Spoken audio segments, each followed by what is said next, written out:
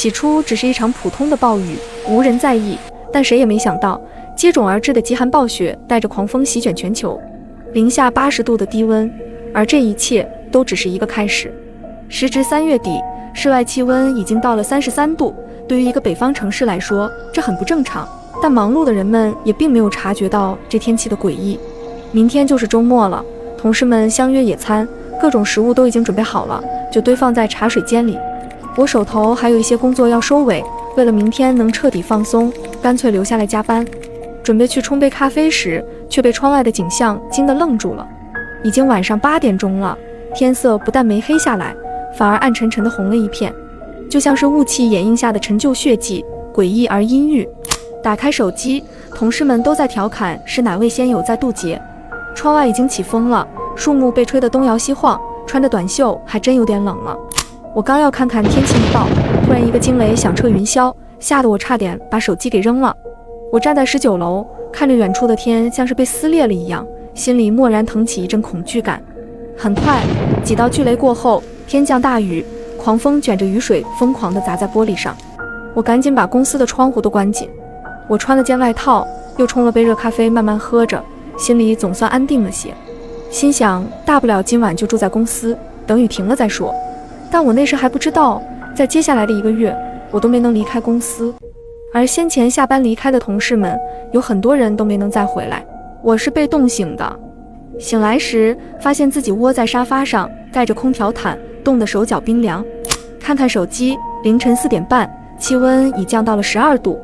大雨还是没停，连成一片的雨声响了大半夜，让我的听觉几乎已经麻木了。只有时不时劈开天空的闪电，撕扯着一团又一团的黑云。我一个人坐在休息室的沙发上，胆战心惊的。这场暴雨不知道什么时候能停，偌大的公司里空荡荡的有些瘆人。我走到窗户前往下看，马路上没什么车，这暴雨下得又急又密，写字楼1层都被淹没了。想着是快天亮了，而地铁5点就开始运营，但手机传来了因为雨水倒灌，地铁暂时停运的消息。我原以为不过是冷空气而已，但这场暴雨致使交通几乎瘫痪，单位停工，学校停课，只有我苦逼地被困在了公司里。这异常的低温天气也不知道会持续多久，我深知自己不能坐以待毙，至少不能在这种情况下被冻死饿死。我立刻跑去搜寻物资，因为野餐计划准备好的食物全在公司里。我在茶水间找到了饮用水和速溶咖啡，还有各种泡面和零食。接着我又挨个去同事们的工位上搜刮，包括老板的办公室也被我洗劫一空。整理完毕之后，我把物资都搬进了休息室。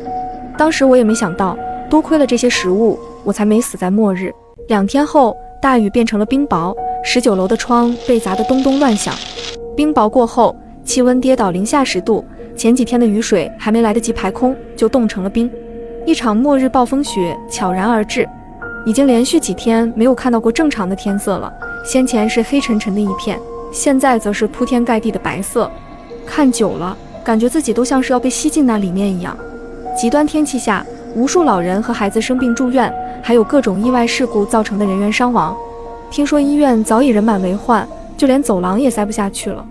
我租的房子距离公司有3站路的距离，但现在地铁早已瘫痪。况且这样的极端天气，我那个1楼的出租屋估计门口都被冰雪封住了。这个时候我也开始庆幸，幸好自己被困在了公司，也算是因祸得福吧。现在供电一切正常，休息室里的空调正常运作。我穿短袖在里面吃火锅的时候，额头还会出一层薄汗，这给了我极大的安全感。吃饱喝足后，我从休息室出来，穿着羽绒服站在窗前，忍着刺骨的寒意，看着不远处电线杆上的维修人员。漫天的白色中，他身上的红色外套尤为显眼。室外温度已经到了零下40度，我只是靠着窗户，就觉得透进来的风像是刀割似的划过我的脸，浑身都冻得僵硬麻木。外面还刮着8、9级的大风，此时我感觉到心慌。然而就在我忧心忡忡往外看的时候，电线杠上的那个身影被风吹了下去，他几乎没有攀抓的机会，就直冲着地面坠落下去。我惊呼一声，那抹红色已经摔进冰雪堆里，一动不动。极寒的天气恐怕已经让它冻僵，从那么高的地方摔下来，几乎是不可能生还的。暴雪依旧没停，很快就将所有的痕迹湮灭了。回到休息室里，发现屋内所有的电气设备都停止运转了。我后知后觉才意识到断电了。这场大雪可能只是开始，末日来了。